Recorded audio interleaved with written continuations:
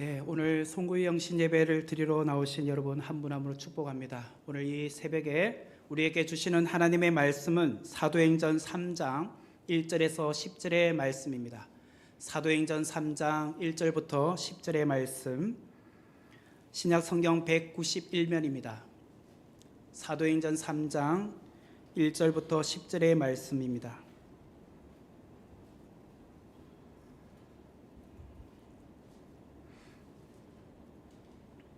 찾으신 줄 알고 제가 봉독해 드리도록 하겠습니다. 제9시 기도 시간에 베드로와 요한이 성전에 올라갈새 나면서 못 걷게 된 이를 사람들이 메고 오니 이는 성전에 들어가는 사람들에게 구걸하기 위하여 날마다 미문이라는 성전문에 두는 자라. 그가 베드로와 요한이 성전에 들어가려 함을 보고 구걸하거늘 베드로가 요한과 더불어 주목하여 이르되 우리를 보라 하니 그가 그들에게서 무엇을 얻을까 하여 바라보거늘 베드로가 이르되 은과 금은 내게 없거니와 내게 있는 이것을 내게 주노니 나사렛 예수 그리스도의 이름으로 일어나 걸으라 하고 오른손을 잡아 일으키니 발과 발목이 곧 힘을 얻고 뛰어서서 걸으며 그들과 함께 성전으로 들어가면서 걷기도 하고 뛰기도 하며 하나님을 찬송하니 모든 백성이 그 걷는 것과 하나님을 찬송함을 보고 그가 본래 성전 미문에 앉아 구걸하던 사람인 줄 알고 그에게 일어난 일로 인하여 심히 놀랍게 여기며 놀라니라. 아멘. 시간 하나님 앞에 오늘 우리 이 저녁에 또 2024년을 시작하면서 저는 사도행전 3장 1절에서 10절의 말씀을 또 기도 가운데 준비를 했습니다. 2024년도 표를 여러분들에게 소개를 하고자 합니다. 자막을 보시면 2024년도 표가 나오는데요. 교회여 일어나라 입니다. 사도행전 3장 6절의 말씀을 근거로 했는데요. 우리 한번 같이 교회여 일어나라 같이 한번 불러보도록 하겠습니다. 교회여 일어나라. 우리 큰 소리로 교회여 일어나라. 네, 올해 표를 꼭 기억하시길 바랍니다. 제가 앞으로 계속 교회와 관련된 시리즈로 설교를 하려고 합니다. 그래서 계속 우리 마음속에 교회가 일어나야 된다라는 우리 그런 귀한 마음을 갖고 오늘 이 첫 시간을 시작하고자 합니다. 사도행전 3장에 나오는 이 내용은요, 나면서부터 걷지 못했던 사람이 걷게 된 사건에 관련된 이야기입니다. 예수님께서 승천하신 이후에 제자들이 첫 번째로 일으킨 기적, 이적이 바로 오늘 이 본문의 이야기입니다. 특별히 이 사건은 사도행전 2장에 나오는 오순절날의 성령 강림 사건 이후에 나오는 베드로와 요한이 나면서 평생 한 번도 걸어보지 못한 안전뱅이를 기적적으로 일으킨 그 이야기입니다. 예수님의 제자들을 포함하여 120명의 성도들이 마가의 다락방에 모여 기도하던 중에 성령을 체험하게 되었습니다. 특별히 성령의 능력을 받은 베드로는 예루살렘에 나가서 많은 사람들에게 복음을 전했는데 그날 무려 하루에 3,000명이 하나님을 믿겠다, 예수님을 믿겠다라고 했습니다. 그리고 세례를 받은 사건이 나옵니다. 하지만 불과 몇 달 전만 해도 베드로는 어떤 사람이었습니까? 예수님을 모른다고 3번이나 부인했던 사람이지 않습니까? 그런데 예수님을 모른다고 부인했던 이 베드로가 몇 달 사이에 이처럼 변화됐어요. 그가 한번 설교를 했는데 3,000명이 회개하는 역사가 일어나게 되었다는 거예요. 어떻게 가능했을까요? 사도행전 2장에 나오는 오순절날 성령을 체험했기 때문에 가능했던 것입니다. 성령을 받으면 이처럼 변화가 일어나는 것입니다. 오늘 본문은 성령을 체험한 베드로와 요한과 대조적으로 하나님이 없이 살아가고 있었던 한 사람에 대하여 소개를 하고 있습니다. 본문은 그 사람이 누구인지 그의 이름을 밝히고 있지 않습니다. 다만 사도행전 4장 22절의 말씀을 보면 이 사람을 가리켜서 이 표적으로 병 나은 사람은 40여세가 되었다라고 말을 합니다. 40여세가 되었다. 그런데 쉬운 성경에 보니까 40세가 이미 넘었다라고 표현하고 있습니다. 그러니까 이 사람은요, 평생 한 번도 걸어보지 못하고 40평생을 살아온 사람이에요. 예를 들자면 80년의 인생을 살았다라고 한다면 이 사람은 인생의 절반을 걸어보지 못하고 살아온 인생입니다. 근데 과거 예수님 당대로는 평균 수명이 오늘처럼 그렇게 길지 않았지 않겠습니까? 그래서 대략 한 60평생을 살았다면 그의 인생의 3분의 2가 한 번도 걸어보지 못하고 살아온 인생이었습니다. 이처럼 그는요, 40평생을 정말 하나님의 말씀 가운데 걸어봤으면 하고 소원을 갖고 살아왔을는지도 모릅니다. 단 한 번이라도 좋으니, 하루라도 좋으니 내 발로 한번 걸어봤으면, 뛰어봤으면, 이것이 그의 소원이었습니다. 그런데 어느 순간부터 걷는 이 간절함도 서서히 사라지게 되었습니다. 왜냐? 이렇게 좋은 약도 먹어보고 또 용하다고 하는 유명한 의사를 찾아가 보기도 했고, 또 기적을 일으킨다는 사람에게 가서 내 병을 고쳐달라고 말을 해보았지만 어느 누구도 그의 병을 고쳐준 사람이 없었기 때문이죠.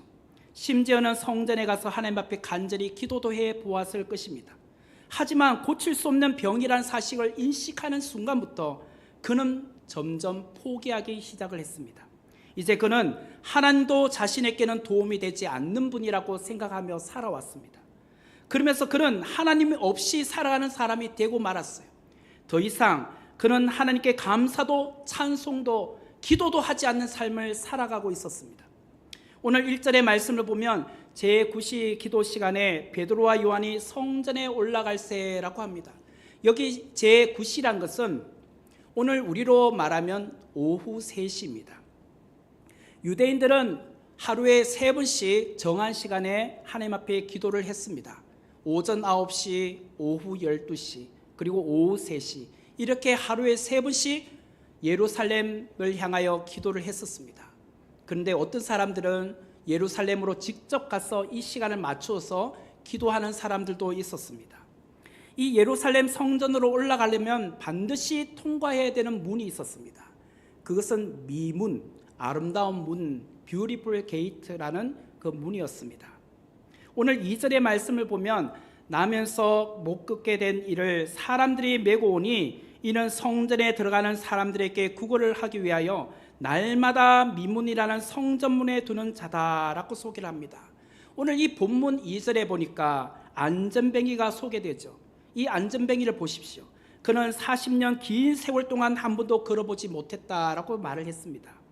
누군가의 도움 없이는 스스로 움직일 수 없는 사람이었죠. 그렇기 때문에 어떤 사람들이 그를 메고 날마다 미문이라고 하는 성전 문 앞에 그를 갖다 두었어요. 데려다 주었어요. 그러면 왜 이 사람이 날마다 그 성전 미문에 가게 되었을까요? 믿음이 있었기 때문에, 신앙인이기 때문에 성전에 갔을까요? 그렇지는 않았습니다. 구걸을 하기 위하여 갔다라는 거예요. 하필이면 왜 사람들이 그를 메어다가 성전 미문에 두었을까? 그가 믿음이 있어서 그런 게 아니라 그곳이 돈을 이렇게 구걸하기 가장 좋은 몫이었기 때문이에요. 좋은 자리, 목이 있는 자리였다는 거예요.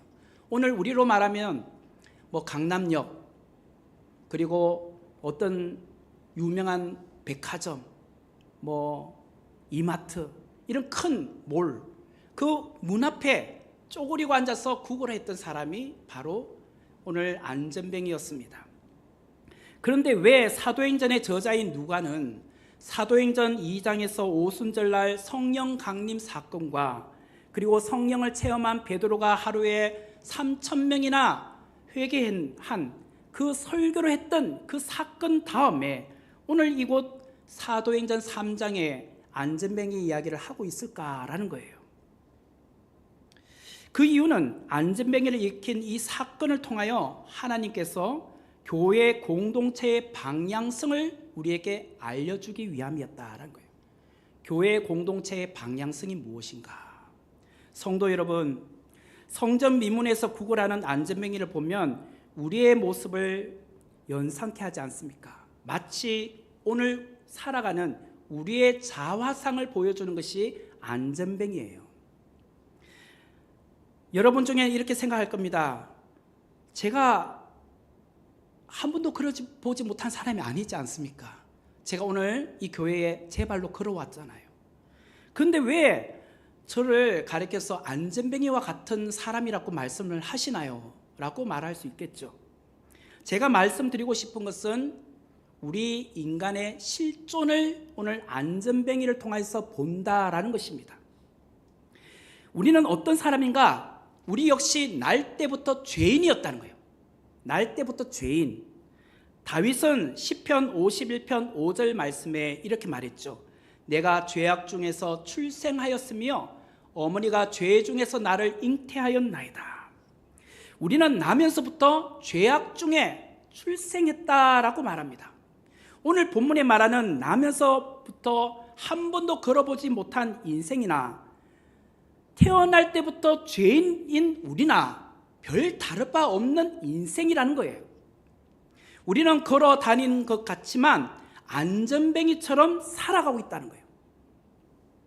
이런 말씀을 들으면 너무나도 지나친 것 아니냐 이렇게 말할 수 있어요.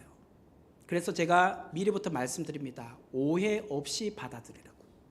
오해하지 마십시오.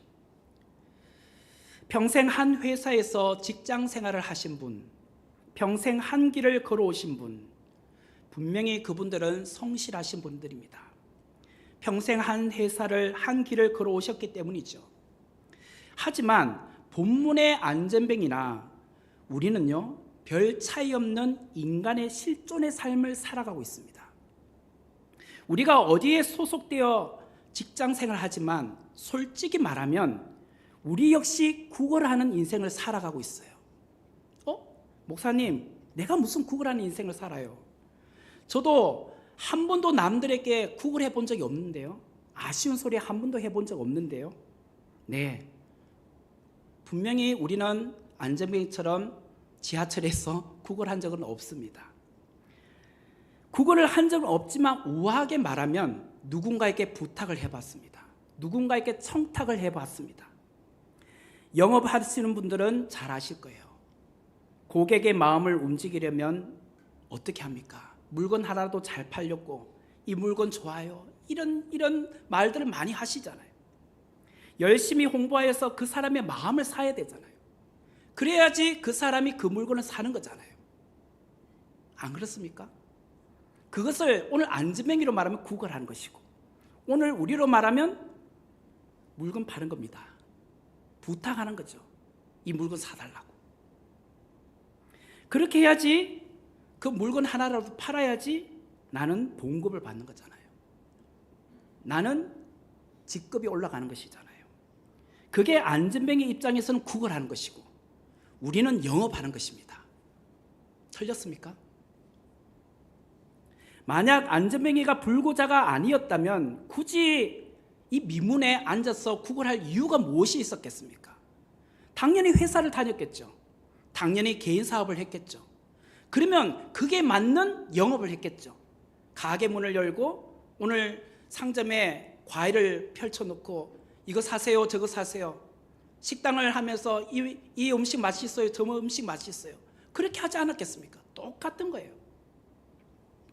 그러므로 안전뱅이나 우리나 인생의 실존을 비추어 본다면 먹고 살기 위하여 애쓰고 살아가고 있는 건 똑같다라는 거예요. 안전뱅이는 나면서부터 걸어본 적이 없었던 사람이었다면 우리는 나면서부터 죄인이었다는 거예요. 이처럼 우리가 인간의 실존을 깨닫지 못한다면 오늘 안전뱅이의 이 사건은 나와 아무런 상관이 없는 이야기입니다. 그래서 나와 아무 상관없기 때문에 은혜가 되지 않아요. 왜 의사 누가가 사도행전에서 초대 예루살렘 교회가 부흥하고 있는 이 시점에 안전뱅이 사건을 다루고 있는가? 우리 인간의 실존을 깨닫게 하기 위함이에요. 우리도 안전뱅이처럼 평생 죄 가운데 묶여 살아가고 있었던 존재들이었다라는 거예요. 죄 아래 살아가고 있었던 사람들이었다는 거예요. 본문 3절과 4절의 말씀을 보면 그가 베드로와 요한이 성전에 들어가려 함을 보고 구걸하거늘 베드로가 요한과 더불어 주목하여 이르되 우리를 보라 하니 안전뱅이는 자기 앞에 누군가가 지나간다는 것에는 전혀 관심 없이 살아왔습니다.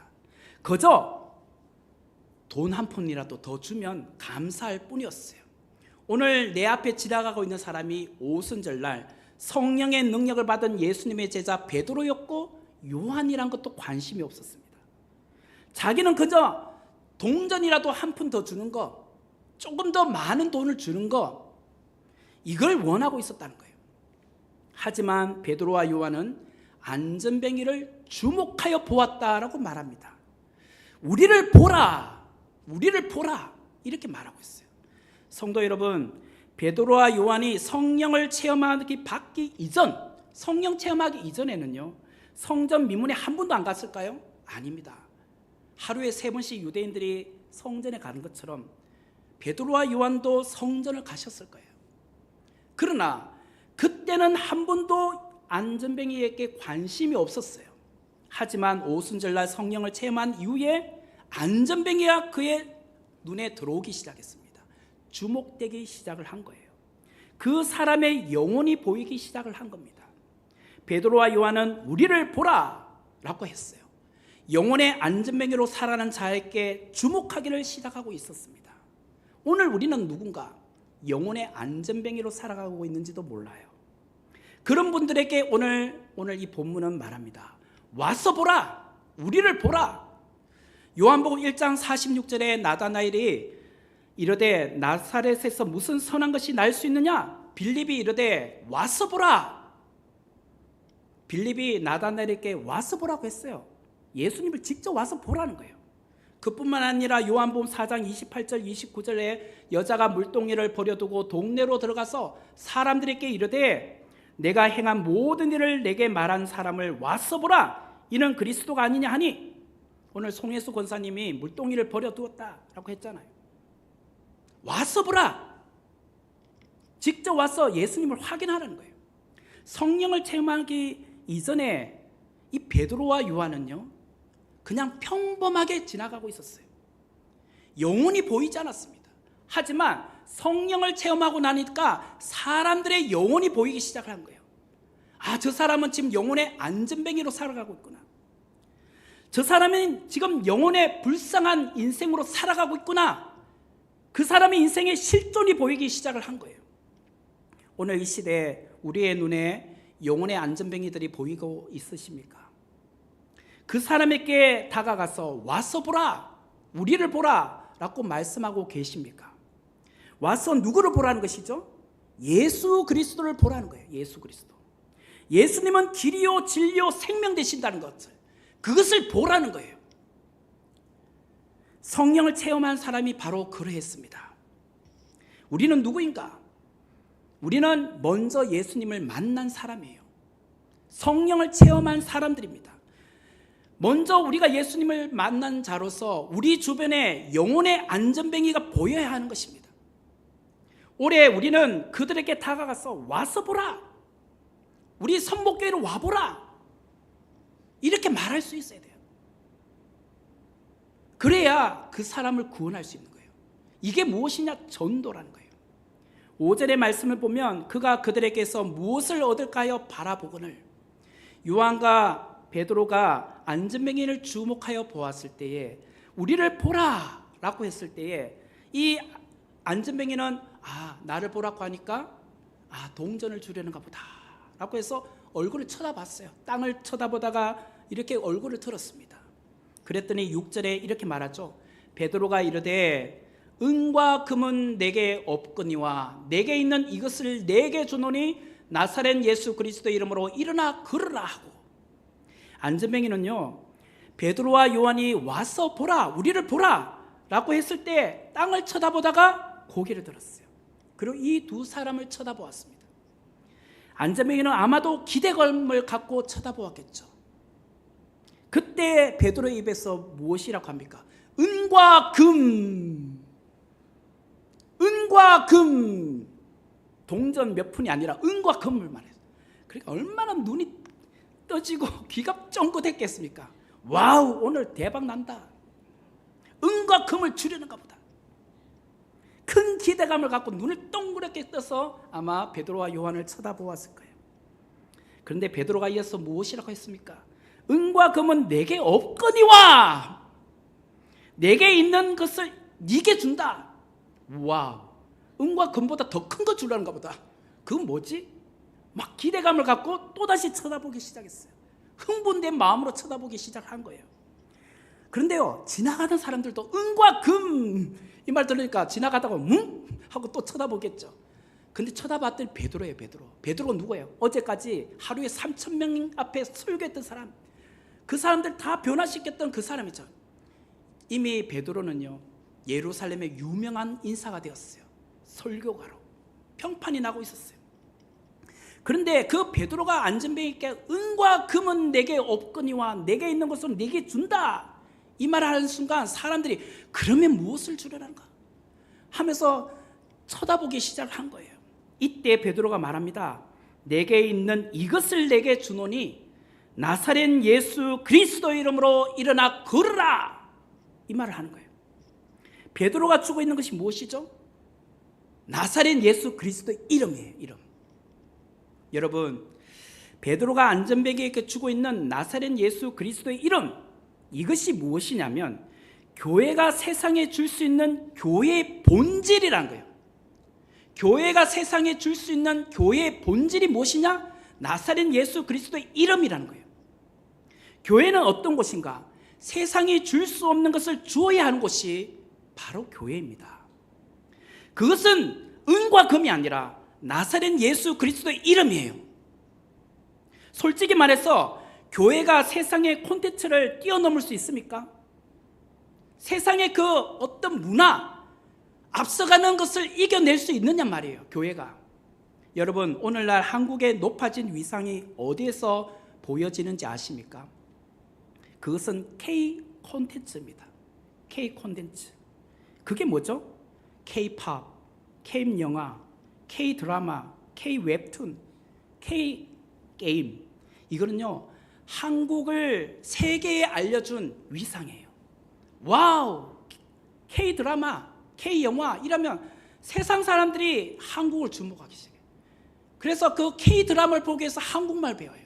K-드라마를 보고 그 나온 배우를 보기 위해서 한국을 와요. 그죠? 2022년 넷플릭스 전체 회원의 60% 이상이 한국 콘텐츠를 시청했다고 합니다. 이러한 K-문화에 한국 교회가 은과 금으로 승부할 수 있을까요? 이러한 K-문화에 한국 교회가 이겨낼 수 있느냐 말이에요. 주일학교 학생들이나 대학 청년부 학생들이 교회가 줄 수 있는 것이 무엇일까요? 은과 금일까요? 은과 금으로 세상에 물들어 있는 그들에게 은과 금을 주면 교회 올까요?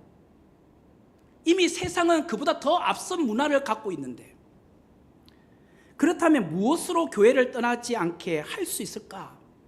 무엇이 우리의 마음을, 우리의 자녀들의 마음을 교회 안에 머무르게 할 수 있을까? 그것은 세상이 줄 수 없는 최고의 콘텐츠, 그걸 줘야 된다는 거예요. 그게 무엇이냐? 성경 말씀이라는 거예요. 성경 말씀. 교회는 교회다움으로 돌아가야 하는 것입니다. 그것은 교회만의 탁월한 콘텐츠인 말씀으로 돌아가는 거예요. 말씀으로.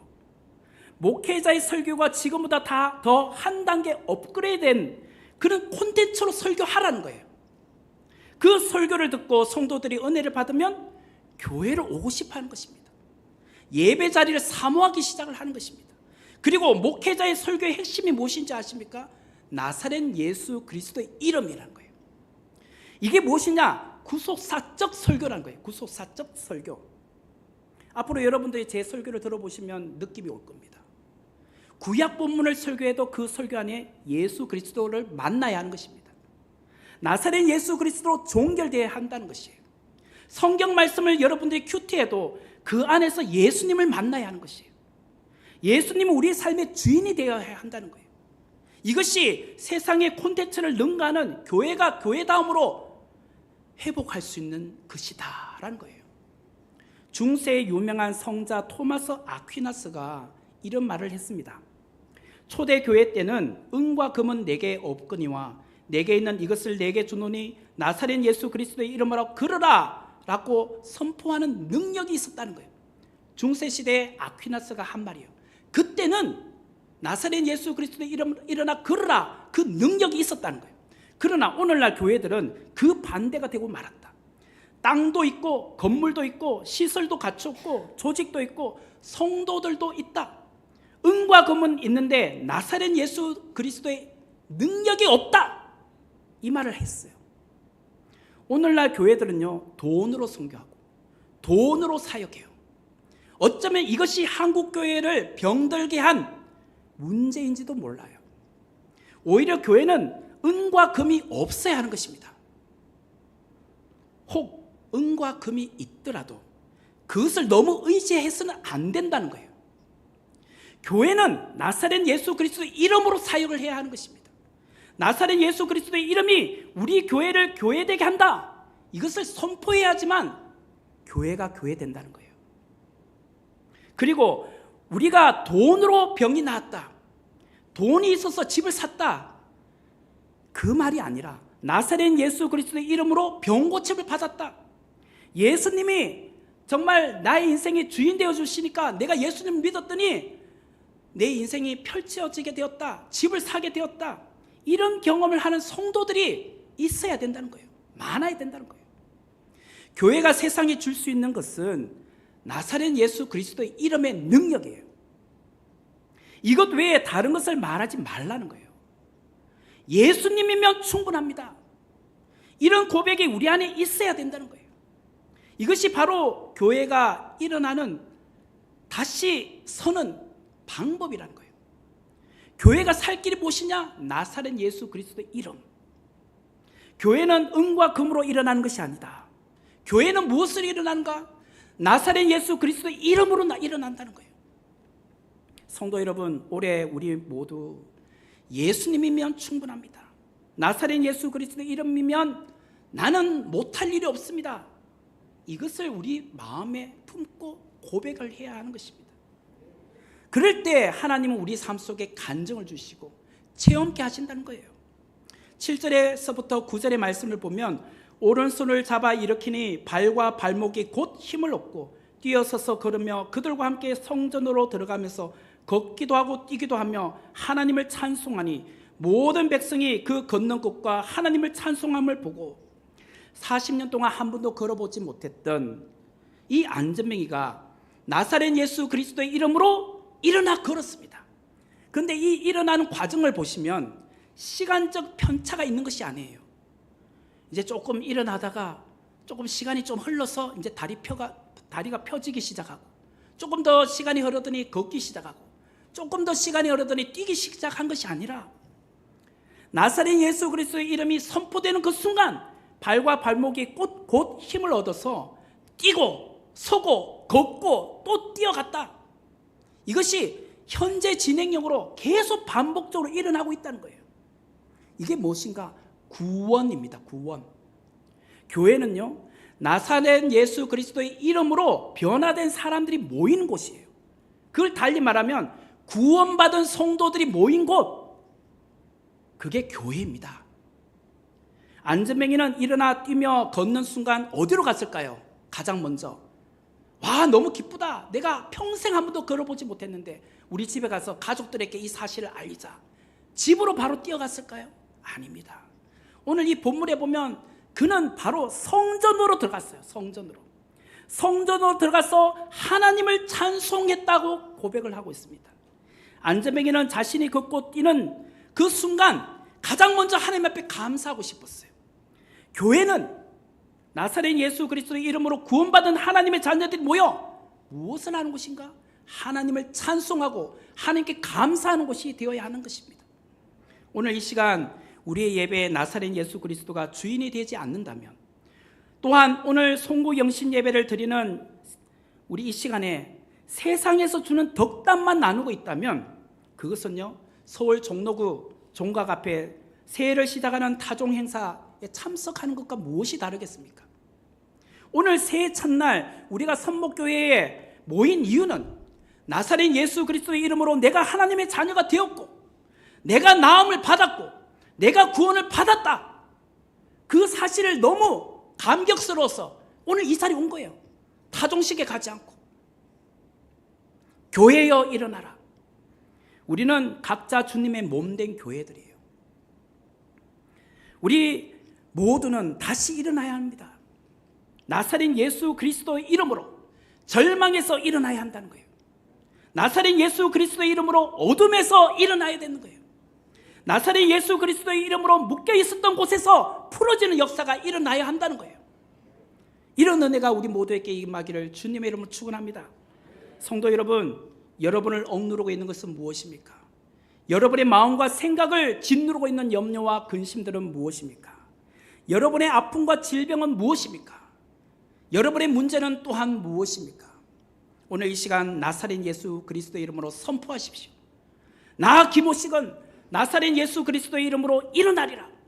나 누구누구는 나사렛 예수 그리스도의 이름으로 묶임으로부터 자유하리라.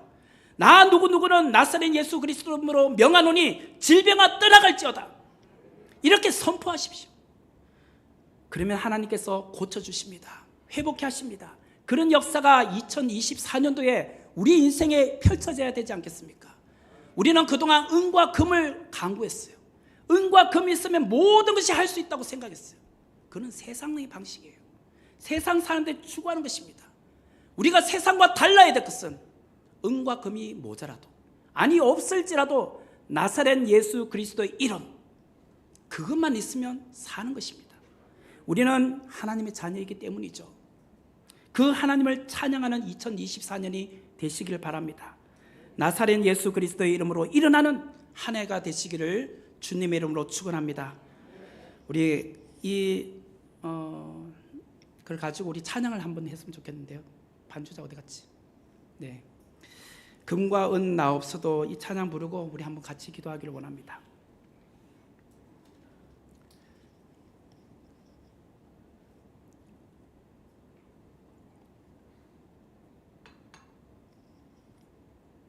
거기 옆에 놔주세요. 네.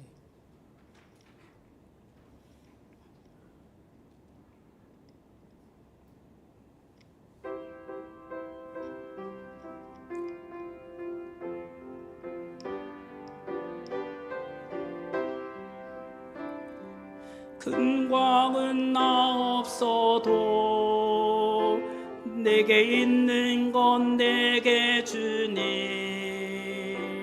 곧 나사렛 예수 이름으로 일어나 걸으라.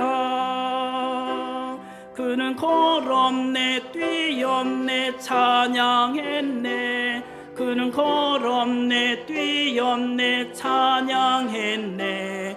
곧 나사렛 예수 이름으로 일어나 걸으라. 한 번 더 하겠습니다. 금과 은 나 없어도 내게 있는 건 내게 주리. 곧 나사렛 예수 이름으로 일어나 걸으라. 그는 걸었네 뛰었네 찬양했네. 그는 걸었네 뛰었네 찬양했네. 곧 나사렛 예수 이름으로 일어나 걸으라. 이 시간 우리 한번 짧게 우리 합심해서 기도하기를 원합니다. 여러분 인생에 올해 정말 일어나기를 원하는 것이 무엇입니까? 회복되기를 원하는 것이 무엇입니까? 무엇이 나사렛 예수 그리스도의 이름으로 여러분의 삶 속에 변화되기를 원하는 것이 무엇입니까? 오늘 하나님 이 귀한 말씀을 통해서 우리에게 귀한 은혜를 주셨는데, 올해는 내가 나사렛 예수 그리스도의 이름으로 경제적인 어려움이 해결되기를 원합니다. 나사렛 예수 그리스도의 이름으로 나의 병마가 떠나가기를 원합니다. 나사렛 예수 그리스도의 이름으로 우리 자녀 지금 취업이 되지 않는데 어떤 문제들이 있는데 이 모든 것이 정말 열려지기를 원합니다. 우리 같이 이 시간 같이 통성으로 기도하도록 하겠습니다.